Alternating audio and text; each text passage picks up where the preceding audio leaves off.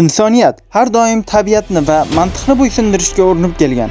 Biz muammoni hal qilish uchun qaror qabul qilamiz, ammo ba'zida eng ezgu niyatlar bilan qilingan qarorlar millionlab insonlarning fojiasiga va tarixdagi eng kulgili, dahshatli mag'lubiyatga olib keladi.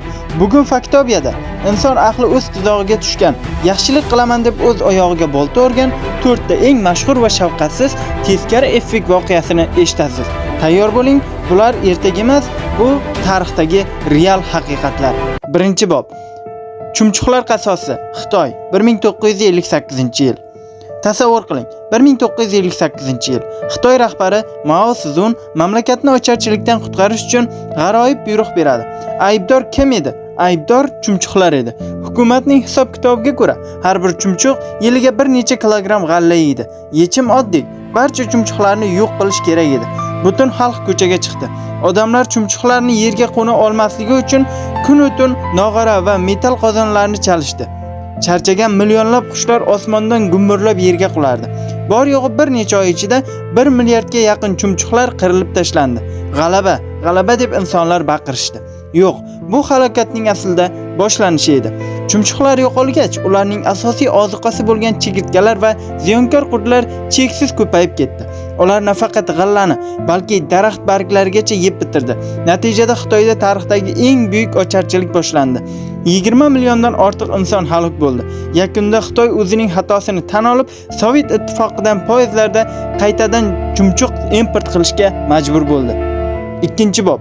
Kobra fermasi. Hindiston, Britaniya imperiyasi davri. Endi esa Hindistonga ko'chamiz. Britaniya hukumati Dehli ko'chalarida zaharli kobralar ko'payib ketganidan tashvishga tushadi.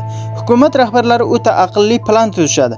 Kimda kim o'ldirgan kobra kallasini olib kelsa, unga pul mukofoti beriladi deb va'da qilishadi. Tizim bir necha hafta juda zo'r ishlaydi, ammo ayyor va aqlli mahalliy aholi tez orada oddiy bir haqiqatni anglab yetadi.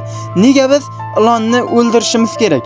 O'zimiz fermamizni ko'paytirsak, ko'proq maosh olamiz degan fikr insonlarning miyasiga o'rnashib oladi.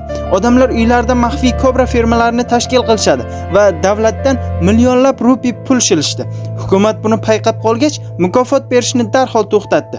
Fermerlar uylaridagi minglab kobralarni jahllari chiqqanidan qo'yib yuborishdi. Sababi ulardan endi hech qanday naf yo'q edi. Albatta, hammasi ko'chaga qo'yib yuborildi. Natijada ilonlar soni avvalgidan 10 barobar ko'payib ketdi. Tizim mag'lub bo'ldi va bu voqea ilm-fanda kobra effekti nomini oldi. 3-bob. Armiyani mag'lub etgan qushlar. Avstraliya, 1932-yil.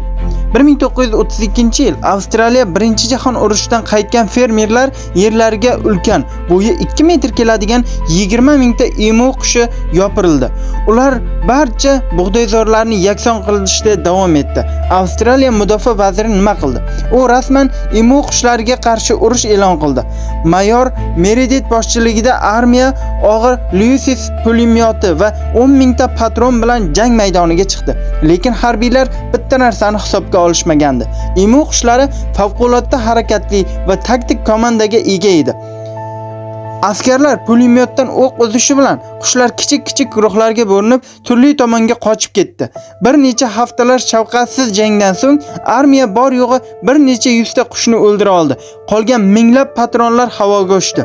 Mayor Meredith o'z hisobidan shunday deb yozgandi: Agar bizda ushbu qushlar kabi o'q o'tmas va tezkor guruh bo'lganda, dunyodagi har qanday armiyani yengar edik. Armiya chekindi, qushlar esa g'alaba qozondi. 4-bob. 24 ta quyonning qasosi. Avstraliya, 1859-yil. Va nihoyat, so'nggi ammo eng qimmatga tushgan xato. 1859-yilda Tom Thomas ismli ingliz ovchisi Avstraliyadagi fermasiga Angliyadan ov qilish hobbisi uchun bor yo'g'i 24 dona yovvoyi quyon olib keldi va tabiatga qo'yib yubordi. Uning fikricha, bir nechta quyonning ziyoni tegmas edi. Ov qilib turamiz degan fikr uning miyasida o'rnashdi va shunchaki 24 dona quyonni tabiatga qo'yib yubordi. Ammo Avstraliya tabiatida quyonlarning natural dushmani, ya'ni tulki va bo'rilar umuman yo'q edi. Bu ularning ko'payishiga juda katta sharoit yaratib berdi. 24 ta quyon bir necha 10 yillikda 600 millionga ko'payib ketdi. Ular butun qit'aning yashil o'tlarini, o'tloqlarini va ekinlarni xuddi changsor kabi yeb bitirdi. Avstraliya ekotizmi barbod bo'ldi. hukumat quyonlarni to'xtatish uchun minglab kilometr uzunlikdagi devorlar qurdi. Ularga qarshi biologik qurollar qo'lladi, ammo bugun ham Avstraliya ushbu 24 ta quyon yetkazgan milliardlab dollar zararni qoplay olmaydi. Sizga ushbu 4 ta fojiadan qaysi biri eng ahmoqona tuyuldi? Izohlarda o'z fikringizni yozib qoldiring. Bu Faktobiya edi. Kanalga obuna bo'ling va haqiqat olamidan uzilmang. Ko'rishguncha.